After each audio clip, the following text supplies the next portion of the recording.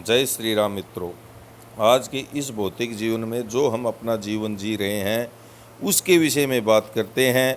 और हमारा जो जीवन शरीर की संरचना के आधार पर है वह पशुत्व की भांति जी रहे हैं या वास्तव में हम अपने इस शरीर को लेकर चिंतनशील हैं। प्यारे दोस्तों, हमारे शरीर की संरचना व्यावहारिक और पारमार्थिक आधार पर है। व्यावहारिक शरीर में जो कुछ हमें दिखाई देता है हमारे शरीर का वह व्यवहार में लिया जाने वाला है। इसमें प्रमुखतः है 10 इंद्रियां हैं, जिसमें 5 कर्मेंद्रियां और 5 ज्ञानेंद्रियां। 5 कर्म करने वाली इंद्रियां हैं, जैसे हाथ पैर हो गए, गुदा हो गई, उपस्थ हो गई। इस तरह से 5 ज्ञानेंद्रियां हैं जो हमें किसी विषय का ज्ञान करवाती हैं। जैसे आँख से देखकर ज्ञान होता है, कानों से सुनकर, नाक से मतलब श्वासों को या किसी गंध को सूंघकर हमें उसके विषय में पता चलता है। उसी प्रकार त्वचा होती है। इस तरह से ये 10 इंद्रियां हैं जो कि हमें अपने विषय के विषय में जानकारी देती हैं। लेकिन प्यारे दोस्तों, हमारा इसके बाद में पारमार्थिक शरीर में अंतःकरण है, जिसमें मन, बुद्धि, चित्त और अहंकार है। मन उभयात्मक है, वह इंद्रियों के वशीभूत भी हो सकता है और मन इंद्रियों को भी वशीभूत कर सकता है।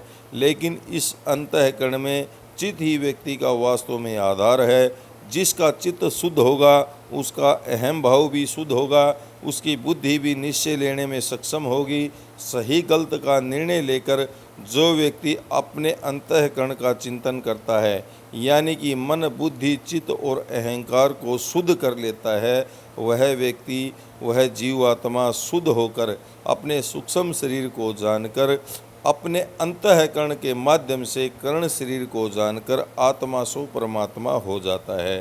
प्यारे मित्रों, इस विषय में जानकारी देने का भाव यह था कि हम आज के जीवन में अपना जो जीवन जी रहे हैं वह पशु की भांति जी रहे हैं या वास्तव में अपने इस व्यावहारिक और पारमार्थिक शरीर के माध्यम से उस परमपिता परमात्मा को प्राप्त कर मोक्ष को प्राप्त कर सकते हैं क्या। तो दोस्तों, जिस तरह से इंद्रियों की तृप्ति के लिए, उदर की पूर्ति के लिए ही यदि हम अपना जीवन जी रहे हैं तो वास्तव में हम पशु के समान ही अपना जीवन व्यापन कर रहे हैं।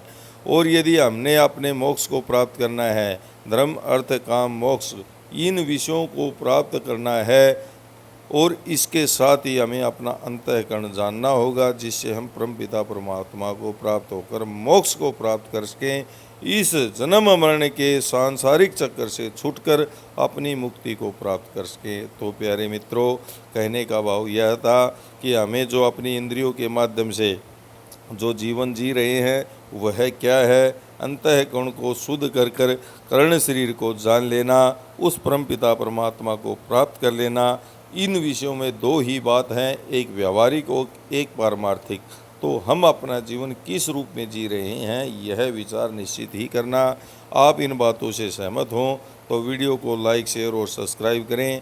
प्यारे मित्रों, शेयर इस वीडियो को निश्चित ही करना, क्योंकि और भी बंधुवर इस विषय को जानकर किसी एक भाई का भी इन बातों को सुनकर, समझकर इस विषय में चिंतन जागृत होता है तो यह वीडियो बनाने का जो मेरा प्रयास है वह सफल होगा। जय हिंद, जय सनातन भारत।